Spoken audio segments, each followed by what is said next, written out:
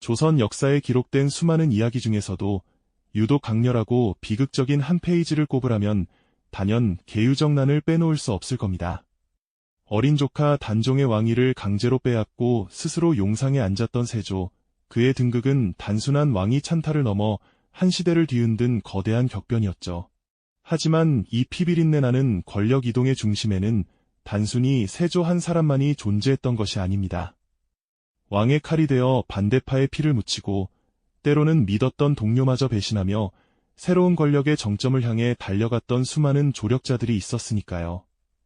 과연 그들은 역사의 승리자로 기록될 수 있었을까요? 아니면 결국 권력이라는 거대한 소용돌이에 휘말려든 비극적인 희생자였을 뿐일까요? 권력을 향한 맹목적인 욕망 앞에서 그들은 어떤 선택을 했고 그 선택이 가져온 대가는 무엇이었으며 그들의 마지막은 과연 어떠했을지 지금부터 그 숨겨진 이야기 속으로 함께 떠나보시죠. 왕자라는 것은 참으로 묘한 매력을 지닌 자리입니다. 모든 것을 가질 수 있는 절대적인 힘을 약속하지만 동시에 수많은 피와 배신의 덫으로 둘러싸여 있기도 하죠. 세조의 즉위 과정은 바로 이 점을 여실히 보여주는 거울과 같았습니다. 단순히 한 왕조의 주인이 바뀌는 사건이 아니라 수많은 인물들의 생사가 걸린 복잡하고 처절한 정치 드라마였으니까요. 어두컴컴한 궁궐의 실루엣 너머로 핏빛으로 물드는 왕관의 형상이 아른거리고 그 주위를 칼을 든 인물들의 긴 그림자가 불안하게 맴도는 모습, 그리고 그 모든 것을 불안한 눈빛으로 응시하는 세조의 모습까지 상상만 해도 팽팽한 긴장감이 감돌지 않으십니까? 이처럼 피로 얼룩진 왕자를 둘러싼 인간 군상들의 이야기는 우리에게 깊은 질문을 던져줄 것입니다. 그 피로 얼룩진 왕자를 향한 여정에서 가장 먼저 그리고 가장 핵심적인 그림자로 떠오르는 인물이 있습니다. 바로 계유정난의 모든 것을 설계하고 실행에 옮겼던 책사 한명회입니다. 그는 세조의 가장 강력한 최측근이자 난세의 피어난 지략가 중의 지략가라고 할 수 있죠. 탁월한 지략과 더불어 냉철하리만치 차가운 판단력으로 그는 권력이라는 거대한 퍼즐을 한 조각씩 맞춰나갔습니다. 어두운 밤, 촛불 하나에 의지한 채 세조와 마주 앉아 지도를 펼쳐놓고 밤새도록 계책을 논하던 한명회의 모습은 상상만으로도 그의 야망과 냉철함이 느껴지는 듯합니다. 수많은 사람들의 희생과 질투 어린 시선을 뒤로하고 권력의 정점에 오르는 그의 모습은 경외감마저 자아내지만 그 화려한 권세의 이면에는 언제 터질지 모르는 불안감과 끊임없는 견제가 드리워져 있었을 겁니다. 그의 주변을 맴도는 불안한 시선들은 그가 쌓아올린 권력이 얼마나 위태로운 것이었는지를 역설적으로 보여주는 증거가 아니었을까요? 그의 이야기는 권력을 향한 야망이 어떻게 한 인간을 움직이고 또 어떤 대가를 치르게 하는지 생생하게 보여줄 것입니다. 하지만 권력의 그림자는 비단 한명회에게만 드리워져 있던 것이 아니었죠. 세조의 곁에는 처음부터 뜻을 함께하며 모든 것을 설계했던 인물뿐만 아니라 격변하는 시대 앞에서 고뇌의 찬 선택을 해야만 했던 또 다른 유형의 그림자들도 존재했습니다. 이들의 이야기는 우리에게 인간 본성의 복잡다단함을 더욱 깊이 생각하게 할 겁니다. 그중 한 명은 바로 지식인의 갈등과 현실적인 판단을 온몸으로 보여준 학자 신숙주였습니다. 그는 본래 단종의 학문적 스승이자 충실한 신하였습니다. 세종시대부터 지편전 학사로서 국가의 기틀을 다지는데 크게 기여했던 뛰어난 인재였죠. 하지만 계유정난이라는 거대한 경랑 앞에서 그는 잔인하리만큼 현실적인 선택을 하게 됩니다. 단종의 편에 서서 죽음을 택하는 대신 세조의 새로운 시대에 동참하기로 결심한 겁니다. 과연 그의 선택은 단순한 변절이었을까요? 아니면 혼란스러운 난세 속에서 학자로서 자신의 역량을 발휘하고 살아남기 위한 고뇌의 찬생존 전략이었을까요? 아마도 그의 마음속에는 수많은 번민과 갈등이 소용돌이쳤을 겁니다. 밤잠을 설치며 책상에 앉아 깊은 고민에 잠긴 그의 모습이나 눈물을 흘리는 어린 단종을 뒤로하고 돌아서야 했던 그의 뒷모습은 상상만으로도 당시 지식인들이 겪었던 복잡한 심경을 짐작하게 합니다. 그는 결국 세조의 곁에서 오랜 기간 중신으로 활약하며 막강한 권력을 누렸습니다. 영의정의 자리에까지 오르며 한 시대를 풍미했죠. 하지만 그가 얻었던 권세의 이면에는 어쩌면 평생을 따라다녔을지도 모르는 변절자라는 꼬리표와 마음 한구석에 깊은 상실감이 자리하고 있었을 겁니다. 이는 단순한 성공이라기보다는 인간적인 고뇌와 대가를 치른 복잡한 삶의 여정이었을까요? 만약 한명회가 계유정난의 치밀한 두뇌였다면 홍윤성은 피를 두려워하지 않는 잔혹한 칼날과 같았습니다. 그는 세조의 왕권 강화를 위해 반대파를 무자비하게 숙청하는 데 앞장섰던 맹장이었죠. 그의 거침없는 행동은 그야말로 궁궐에 피바람을 몰고 왔습니다. 칼을 휘두르며 피를 묻히는 그의 광기 어린 모습은 당시 궁궐에 가득했던 비명과 공포를 생생하게 떠올리게 합니다. 하지만 그 권력의 폭력성이 과연 그에게 어떤 영향을 미쳤을까요? 피로 물든 권세는 결국 그 자신마저 집어삼키는 독이 되고 말았습니다.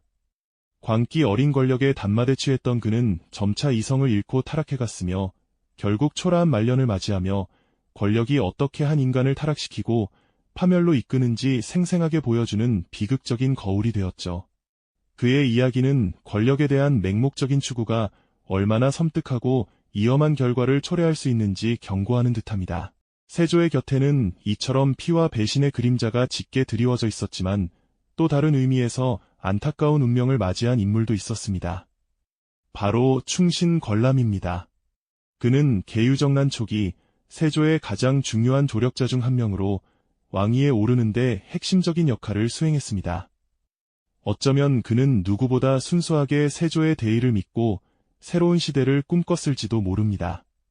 세조와 마주 앉아 밤새도록 미래를 논하던 그의 열정적인 모습은 초기 조력자들이 품었던 야망의 순수함을 대변하는 듯합니다. 하지만 그의 야망의 불꽃은 안타깝게도 길게 타오르지 못했습니다. 권람은 세조 즉위 초기에 병으로 일찍 세상을 떠납니다. 그의 죽음은 그를 이후에 벌어질 더 잔혹한 권력투쟁과 피비린내 나는 숙청극에서 벗어나게 한 아이러니한 보호막이 아니었을까요? 그의 이야기는 권력의 비극으로부터 오히려 벗어날 수 있었던 짧지만 강렬했던 한 인물의 운명을 보여주는 듯합니다. 어쩌면 그는 권력의 정점에서 파멸하지 않고 자신의 명예를 지킨 채 역사에 남은 진정한 승리자였을지도 모른다는 역설적인 질문을 던지게 되죠. 권력을 향한 열망이 어떻게 시작되었고 또 어떤 형태로 끝날 수 있는지 그의 이야기는 우리에게 깊은 생각거리를 안겨줍니다. 권력을 향한 열망이 어떻게 시작되었고 또 어떤 형태로 끝날 수 있는지 그의 이야기는 우리에게 깊은 생각거리를 안겨줍니다. 그렇다면 권람의 경우처럼 짧지만 강렬하게 타올랐다 쓰러진 이도 있었지만 대부분의 조력자들은 피로 물든 왕좌를 끝까지 지키기 위해 더 혹독한 대가를 치러야 했죠. 계유정난이라는 거대한 경랑 속에서 세조의 왕좌를 굳건히 하는데 결정적인 역할을 했던 수많은 인물들, 그들은 각자의 방식으로 권력의 정점을 향해 나아갔습니다. 지략으로 난세를 헤쳐나갔던 책사 한 명에 고뇌 끝에 현실적인 선택을 했던 학자 신숙주, 그리고 피를 묻히는 것을 주저하지 않았던 무인 홍윤성까지 이들은 모두 권력이라는 거대한 소용돌이 속에서 자신만의 길을 걸어갔습니다. 하지만 그 과정은 결코 순탄하지 않았습니다. 그들은 인간적인 고뇌와 갈등에 시달려야 했고 때로는 동료를 등지고 배신하며 비정한 선택을 강요받기도 했습니다. 왕좌를 향한 집념이 깊어질수록 그들의 손에는 지울 수 없는 피의 흔적이 남았고 그 대가는 상상 이상으로 혹독한 것이었죠. 이들의 이야기는 단순히 조선시대의 옛 역사가 아닙니다. 권력이라는 달콤한 유혹 앞에서 인간의 본성이 얼마나 나약해질 수 있으며 또 얼마나 잔혹해질 수 있는지를 생생하게 보여주는 거울과도 같죠. 마치 투명한 거울에 비친 우리의 모습처럼 그들의 선택과 결과는 시대를 초월하여 인간 내면의 어두운 그림자를 비춰줍니다. 권력은 단순히 소유하는 대상이 아니었습니다. 그것은 끊임없이 투쟁하고 지켜내야만 하는 뜨거운 감자와 같았죠. 때로는 그 감자가 너무 뜨거워 손을 대고 심지어는 파멸에 이르게 하는 독이 든 성배처럼 느껴지기도 했을 겁니다. 세조의 조력자들은 권력의 정점을 향해 달려갔지만 그 과정에서 자신들의 영혼을 갉아먹는 고통을 감내해야 했고 결국 많은 이들이 권력의 칼날에 부서지거나 혹은 그 칼날에 의해 스스로를 파멸로 이끌었으니까요. 짧은 생을 마친 권람만이 역설적으로 권력의 비극에서 벗어날 수 있었다는 사실은 권력의 속성에 대한 더욱 깊은 질문을 던지게 만듭니다. 그들의 파란만장했던 운명은 오늘날을 살아가는 우리에게도 많은 질문을 던져줍니다. 우리가 속한 조직 안에서의 치열한 권력 다툼, 신념과 현실 사이에서 갈등하며 고뇌하는 순간들, 그리고 성공을 위해 때로는 비정하고 냉혹한 선택을 내려야 하는 상황들까지 말이죠. 역사는 과거의 사건들을 그대로 반복하지는 않습니다. 하지만 인간의 본성은 시대를 거듭하며 늘 비슷한 형태로 되풀이되곤 하죠. 탐욕과 야망, 그리고 생존을 위한 선택의 기로에서 인간이 보여주는 모습은 수백 년 전이나 지금이나 크게 다르지 않을지 모릅니다. 세조의 조력자들이 겪었던 격동의 삶은 우리가 살아가는 현재에도 권력의 속성과 인간의 한계에 대해 끊임없이 성찰하게 만드는 중요한 교훈이 될 것입니다. 그들의 발자취를 통해 우리는 권력의 양면성을 이해하고 인간 본연의 모습을 더욱 깊이 들여다볼 수 있게 되죠. 역사의 페이지를 넘기며 만나는 이들의 이야기가 여러분의 삶에도 깊은 울림을 전해드리기를 바랍니다. 다음 시간에는 또 다른 역사의 미스터리를 함께 파헤쳐보는 시간을 가져보겠습니다. 이 영상이 도움이 되셨다면 좋아요와 구독 부탁드립니다. 여러분의 응원이 제게 큰 힘이 됩니다. 다음 영상에서도 더 유용한 정보를 공유하겠습니다. 감사합니다.